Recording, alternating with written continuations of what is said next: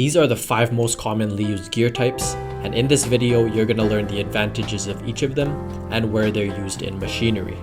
Starting off with the most common gear of them all is the spur gear. Since spur gears have straight cut teeth, the point of contact is always going to be a straight line.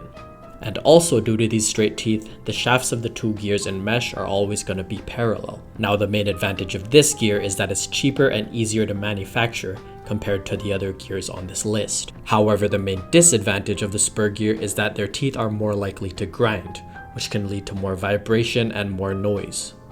Because it's the most common type of gear, it can be found pretty much anywhere, but to name a few, they can be found in conveyor belts, machining tools, robotics, vehicles, and etc. Next up on the list is helical gears. You can see here that the teeth are cut actually at an angle, making the points of contact between 2 gears and mesh to be on several teeth at the same time. This allows for smoother pressure distribution, which gives it the advantage of less noise and vibration. And this type of gear has a bit more versatility because the shafts can be oriented in 2 different ways, either parallel or angled. And because it's pretty similar to the spur gear, it can be used in similar applications, just ones that need less noise and vibration. Now the first disadvantage of the helical gear is that it's going to be a bit more costly than the spur gear because the shape of their teeth isn't as simple as being straight cut. And the second disadvantage is that it produces axial force due to this angled teeth. This axial force may require more components to counter this issue. And now for perhaps the coolest looking gear on this list, the herringbone gear.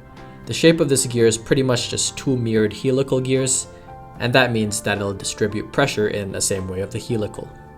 But of course it can't have angled shafts, only parallel. Now the main advantage to the herringbone gear is that it is strong as hell, stronger than the last 2 because it can run in systems without worrying about axial forces. And that's because the mirrored angular teeth just have forces that cancel each other out. And due to this, their best usage is in heavy-duty machinery, steel rolling mills, and mining machines. Pretty much just high torque applications. Now the disadvantage of this gear, however, is it is the hardest to manufacture on this list.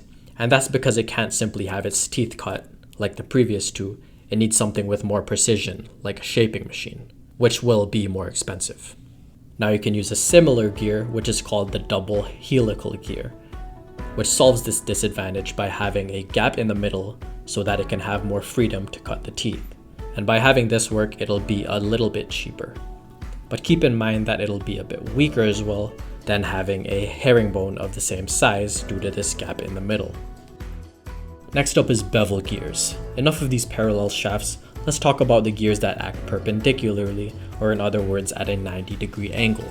Because transferring power at a 90-degree angle is so important in machinery, it's almost as common as the spur gear.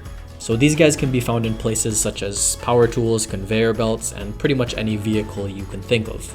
And the reason why it's so common is because it has the same advantage of the spur gear, ease of manufacturability. And you would expect that because of the straight teeth, wouldn't you? And there are also spiral bevel gears, which are pretty much just the helical equivalent with the same advantages. Now last but not least, we got worm gears. Worm gear systems have 2 components, a rotating screw component and a perpendicular shafted gear. As you can see, the gear moves super slowly compared to the screw component or the input. And that's because of the main advantage, that it can create high gear reductions in such a compact space. The recommended maximum gear ratio is 100:1, which means that for every 100 rotations of the input or the screw, would only give 1 rotation of the gear.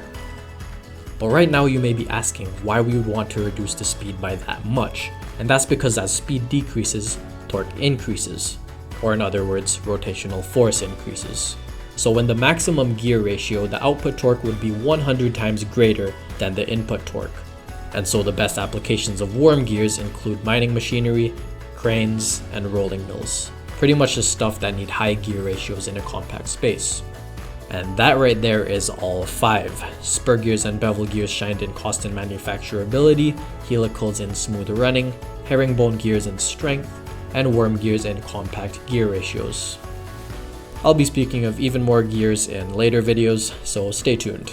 Thank you for being here, and I will see you later.